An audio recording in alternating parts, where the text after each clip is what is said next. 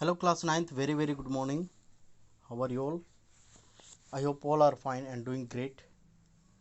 Uh, we were continuing the classification based on the duration of disease. यही पढ़ रहे थे हम ना. तो इसमें दे रहा है कि depending upon the duration of the disease diseases could be classified into two main categories. दो कैटेगरीज में बीमारियों को हम वर्गीकृत करते हैं. ठीक है, दो भागों में. तो पहला जो होता है वो एक्यूट होता है और दूसरा होता है वो क्रोनिक डिसीज होता है. ठीक है, तो ध्यान में रखेंगे acute diseases and chronic diseases. इसके बारे में हमने पिछले क्लास में डिस्कस किया था. तो अक्यूट डिसीजेस और क्रोनिक डिसीजेस के सिम्टम्स भी हम लोग देखे थे. तो देखते हैं होता क्या है ये. आप देखेंगे ध्यान से. जो बच्चे इसको प्रीवियस वीडियो में नहीं देख पाए थे वो इसमें देख लेंगे, इसको समझेंगे. कहता है acute diseases last for a short duration of time. Acute disease क्या होता है, उसका जो अवधि होता है, समय होता है उस बीमारी का, वो कम होता है. ठीक है, वो बिल्कुल जैसे हो गया आपका खांसी, कॉमन कोल्ड, या फिर मलेरिया हो गया, डायरिया हो गया. कुछ एग्जांपल्स हैं ऐसे डिसीजेस के, ऐसे बीमारियों के. ठीक है, ये क्या करते हैं कि this affect the body suddenly and progress quickly but the duration of this effects is less. ठीक है, क्या होता है कि बहुत ही जल्दी इसका इफेक्ट होता है, लेकिन ये बहुत ही कम अवधि के लिए इन बीमारियों का प्रचलन होता है. ठीक है, तो आगे देखेंगे हम. Further after treatment the recovery is often complete. और बेसिकली हम देखते हैं तो इसको, इसका जो ट्रीटमेंट होता है, इलाज होता है, उसके बाद ये ओपनली क्या होता है, कंप्लीट हो जाता है. वहीं पे हम अगर क्रोनिक डिसीजेस की बात करते हैं. ठीक है, तो क्रोनिक डिसीजेज जो होता है वो इसकी ड्यूरेशन होती है काफ़ी लंबी होती है. Last for a longer duration of time varying from month और ईयर्स. ठीक है, या तो महीने लग जाते हैं या फिर साल लग जाते हैं. Years to as much as life time. और कभी कभी क्या होता है ये पूरे ज़िंदगी भर रहते हैं. For example elephantiasis. ठीक है, जिसको हम फाइलेरिया वो फाइलेरियासिस भी कहते हैं. ठीक है, जो कि जिसको हम हाथी पाँव कहते हैं. आस्थमा. ठीक है, आस्थमा मीन्स दमा का जो बीमारी होता है, जो मधुमेह होता है, diabetes, are few example of such diseases. ये सब क्रोनिक डिसीजेस के अंतर्गत आते हैं. और ये क्या करते हैं, ये बॉडी को अफेक्ट तो करते ही हैं. जैसे कि पेशेंट होता है ये अपने जो नॉर्मल लाइफ होता है उसको लीड नहीं कर पाता है. ठीक है, एज इज जनरल हेल्थ, जिसका जो जनरल हेल्थ होता है वो जब उसका जो हेल्थ होता है वो जनरल होता है तभी वो सामान्य रूप से काम कर पाता है. उसके कुछ इफेक्ट्स होते हैं जैसे फीलिंग ऑफ टायर्डनेस. ठीक है, थकान महसूस करना.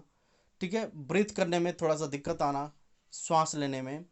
ठीक है, और लॉस ऑफ एपेटाइट होना, जिसको हम एनोक्सिया भी कहते हैं. ठीक है, वजन का कम होना. ठीक है, और इसकी जो कार्य क्षमता है उसमें कमी आना. ठीक है, वृद्धि नहीं, कमी आना. आगे देखेंगे हम इसमें एक्यूट और क्रोनिक डिसीज में डिफरेंस क्या, अंतर क्या है. ठीक है, एक्यूट डिसीज और क्रोनिक डिसीज को तो हम जान गए.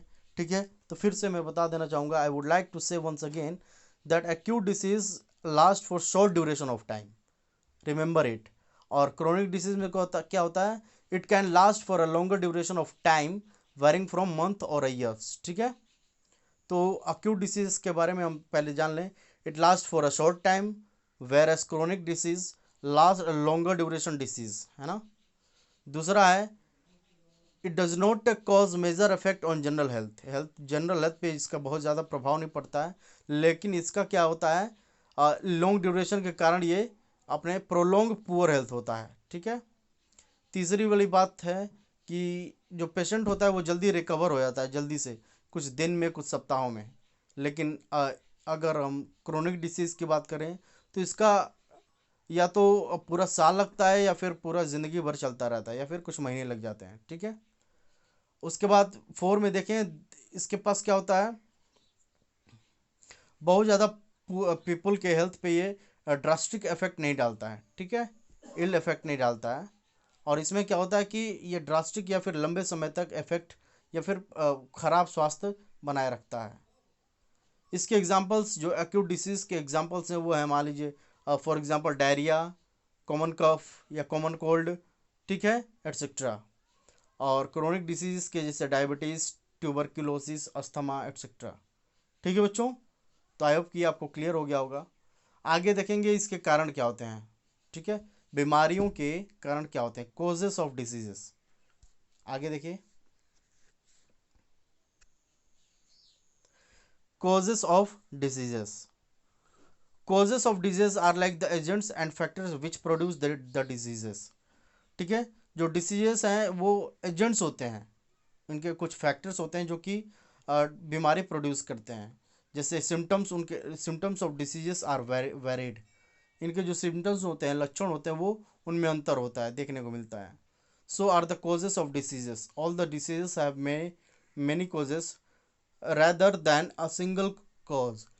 ठीक है, कोई इसका कोई आवश्यक नहीं है कि इसका एक ही मुख्य कारण हो, बहुत सारे कारण हो सकते हैं। ठीक है, इनके सिम्टम्स के ऊपर आधारित हैं। सिम्टम्स के ऊपर इसको हम लोग क्या करते हैं, रिसर्च करते हैं, उसके बाद इसका पता करते हैं। Second, immediate cause of the disease.